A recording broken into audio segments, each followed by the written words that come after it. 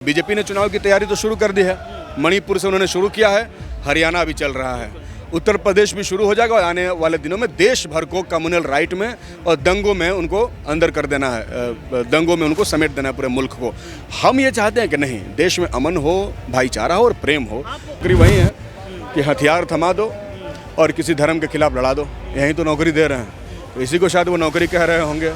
नौकरी तो उन्होंने दिया 4 साल के अग्निवीर का, शायद इसी को नौकरी कह रहे हैं। अगर आप इसको नौकरी मानते हैं तो आप मान सकते हैं। नहीं, बिल्कुल बहुत बड़ी राजनीति है। वो चाहते हैं कि लोग आपस में लड़ते रहें, वो चाहते हैं कि लड़ते रहें लोग आपस में, वो इसीलिए नहीं जा रहे हैं। उनकी चुप्पी इस बात का संकेत है कि हाँ तुम लोग लड़ो, ताकि मणिपुर से देश भर को अस्थिर किया जा सके।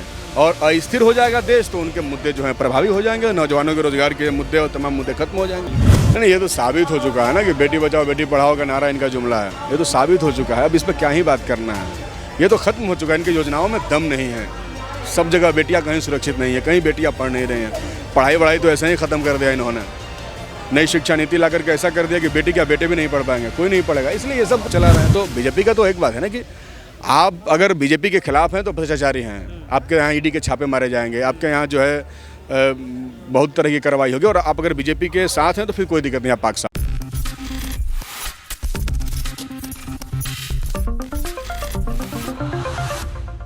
नमस्कार, नेक्स्ट 9 न्यूज देख रही हैं आप और मैं हूं आपके साथ प्रज्ञा सिंह। मणिपुर में हुई हिंसा अब मोदी सरकार के लिए गले की फांस बनती हुई नजर आ रही है, खास तौर पर प्रधानमंत्री नरेंद्र मोदी के लिए। दरअसल आपको बता दें कि जब से मणिपुर से 2 महिलाओं के साथ अभद्रता का वीडियो सोशल मीडिया पर वायरल हुआ, तब से लगातार भारतीय जनता पार्टी आलोचनाओं का शिकार हो रही है। राज्य के मुख्यमंत्री और प्रधानमंत्री नरेंद्र मोदी के इस्तीफे की बात भी देखने को मिल रही है। दरअसल कई विपक्षी दलों ने इस मामले पर अपनी प्रतिक्रिया रखी। इतना ही नहीं, संसद में इस मसले पर चर्चा के लिए अविश्वास प्रस्ताव भी पेश किया गया। आपको बता दें कि सिर्फ विपक्ष ही नहीं बल्कि आम जनता के बीच भी मणिपुर में हुई इस हिंसा को लेकर देश के प्रधानमंत्री नरेंद्र मोदी को लेकर काफी ज्यादा नाराजगी है। और जब हमारी टीम ने ग्राउंड रिपोर्ट की, यानी कि जब ग्राउंड पर जाकर जमीनी हकीकत को भांपने की कोशिश की, आम जनता से मणिपुर पर सवाल पूछा, तो क्या कुछ कहती हुई आम जनता नजर आई, सुनिए जरा। सांप्रदायिक बुलडोजर के खिलाफ युवाओं ने एक बार फिर से मोर्चा खोल दिया। ये मुद्दा युवाओं का नहीं, पूरे देश का है, क्योंकि बेरोजगारी के मुद्दे पर लगातार केंद्र की सरकार को घेरा जाता है। लेकिन इस बीच तमाम मुद्दे हमारे पास है, चाहे वो मणिपुर का मुद्दा हो, चाहे अडानी का मुद्दा हो, चाहे बेरोजगारी का मुद्दा हो, या फिर यहाँ पर संसद से लेकर सड़क तक विपक्ष को घेरने का मुद्दा हो। नमस्कार, आपके साथ मैं हूं ऋतिक सबिता। स्वागत है आपका नेक्स्ट 9 न्यूज पॉलिटिकल बाइट में। हमारे साथ अजीत जी मौजूद हैं, उनसे जानने का प्रयास करेंगे कि इस वक्त राजनीति का स्तर क्या हो चुका है। पहले अजीत जी एक आप अपना इंट्रोडक्शन दीजिए। मेरा नाम अजीत है, आपने बताया है, और मैं बिहार से हूं और एमएलए हूं डुमरांव विधानसभा से। अजीत जी, सबसे बड़ा सवाल ये है कि आज युवाओं को जो है सड़क पर उतरना पड़ा, और ऐसा नहीं, 9 सालों से लगातार आप ये तस्वीर को देख रहे हैं। आपको क्या लगता है कि क्या इस बार केंद्र की सरकार युवाओं को रोजगार देने में सफल हो पाएगी? नहीं, बिल्कुल नहीं। उनको तो रोजगार देने का उनके पास एजेंडा ही नहीं है। उनका मैनिफेस्टो ही जो है वो हाथी का दांत है, खाने का कुछ और दिखाने का कुछ और। वो लिखते कुछ और हैं जनता को चुनाव में दिखाने के लिए, वो करते कुछ और हैं। तो वो तो उनको करना नहीं है। उन्होंने कह भी दिया है कि रोजगार जो है वो जुमला है।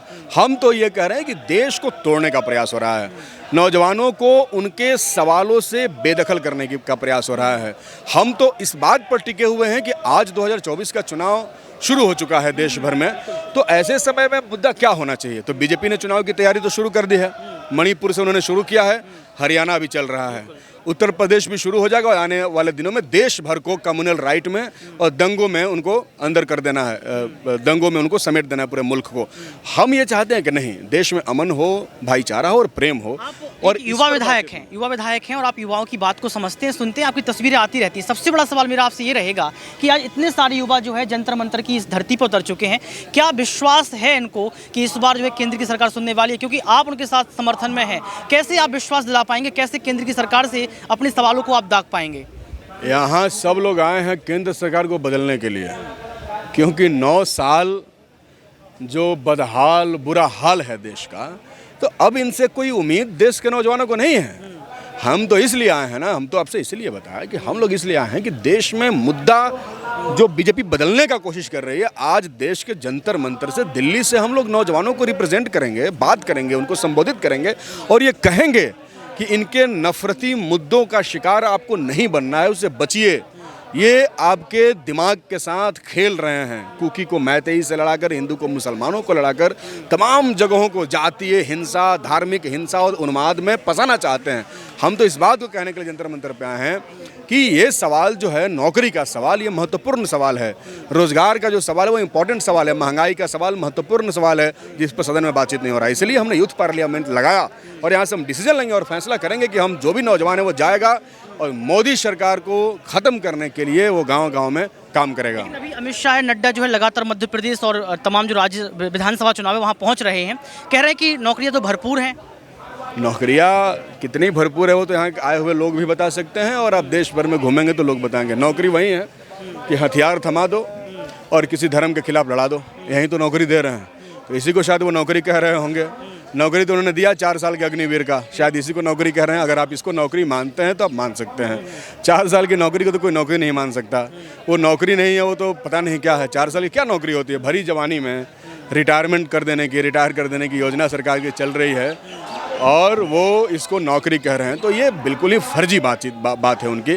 और मध्य प्रदेश और राजस्थान और छत्तीसगढ़ को लेकर के ये परेशान है क्योंकि वहाँ ये लोग चुनाव हारने वाले हैं, स्पष्ट तौर पे इनको पता चल गया। इसलिए मोदी जी भी जा रहे हैं, ये भी जा रहे हैं, वो भी जा रहे हैं, पूरा अपना तर्कश में जितना तीर है सबका इस्तेमाल कर रहे हैं। लेकिन राजस्थान और मध्य प्रदेश के लोगों से जो हमारी बातचीत होती है, हम तो ये समझ रहे हैं कि वो लोग मन बना रहे हैं कि इस बार इनका कोई भी तीर चलने वाला नहीं है। मणिपुर का जिक्र किया यहाँ पर सर ने, लेकिन सबसे बड़ा सवाल यहाँ पर रहेगा कि मणिपुर देश के प्रधानमंत्री नरेंद्र मोदी नहीं पहुँचते हैं, चुप्पी साधे हैं।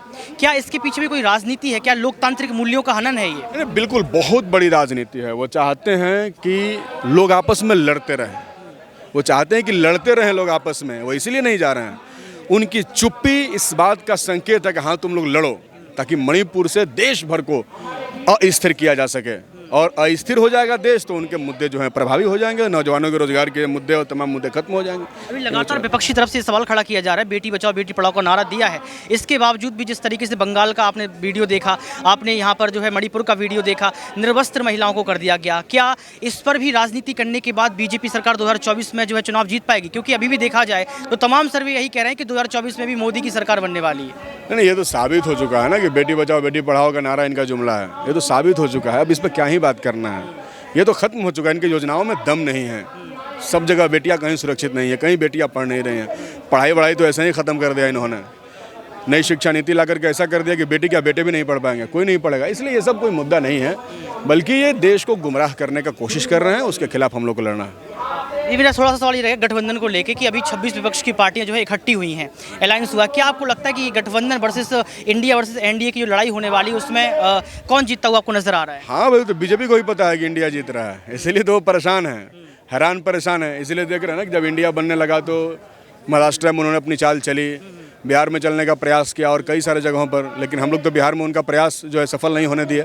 तो खैर वो कोशिश कर रहे हैं, उनका ये डर है, लेकिन जनता लगातार वो कह रहे हैं कि ये भ्रष्टाचारों का मिलन है, यानी कि सारे भ्रष्टाचारी जो है वो एक साथ आ चुके हैं। हाँ, अजीत पवार को तो वहीं भ्रष्टाचारी कह रहे थे। वो जो उधर कहाँ का चुनाव हुआ, असम का, उधर मणिपुर का भी जो चुनाव हुआ, और तमाम जगहों पर चुनाव हुआ, जिसको वो खुद ही भ्रष्टाचारी कह के चुनाव लड़े थे, उन्हीं के साथ मिल करके जो है सरकार चला रहे हैं। तो बीजेपी का तो एक बात है ना कि आप अगर बीजेपी के खिलाफ हैं तो भ्रष्टाचारी हैं, आपके यहाँ ईडी के छापे मारे जाएंगे, आपके यहाँ जो है बहुत तरह की कार्रवाई होगी, और आप अगर बीजेपी के साथ हैं तो फिर कोई दिक्कत नहीं, आप पाक साफ हैं। अंतिम सवाल मेरा रहेगा आपसे कि ईवीएम को लेकर लगातार जो है सवाल खड़े किए जाते हैं, क्या ईवीएम में धांधलीबाजी पर जो आप लोग सवाल खड़े करते हैं वो ठीक है?